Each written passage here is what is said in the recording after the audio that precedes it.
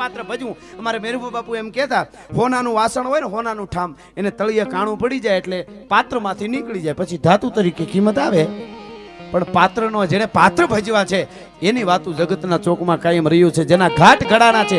કાલે હું અહીંયા 250 ગ્રામ હોનાનો કુલદીપભાઈ આમ ગડબો પહેરી, એમાં હુતળી નાખી બલરાજભાઈ, અને એમાં ગડબો પહેરી અને કાંઈ આ ચોકમાં કાલે નીકળ્યું ને એટલે બધા એમ કે લે કાલ છેલ્લો બીજો રાઉન્ડ લીધો તો આથી કાંઈ નહોતું. આ થયું ગમે એ હવારમાં મગજ છટકી ગયો. અરે પણ હોનું 250 ગ્રામ પહેર્યું તોય મગજ છટકી ગયો એવું કહેશો?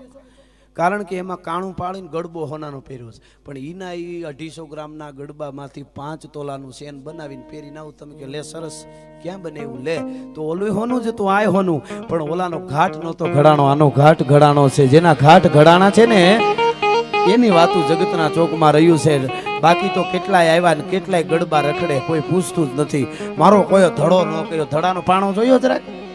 ગહાઈ ગયો. એમનેમ ધડા નથી થતા. નીકળી પડવું છે, મારે આમ કરી નાખવું, સમાજ માટે કરવું, કાંઈ ન થાય. શાંતિ રાખો.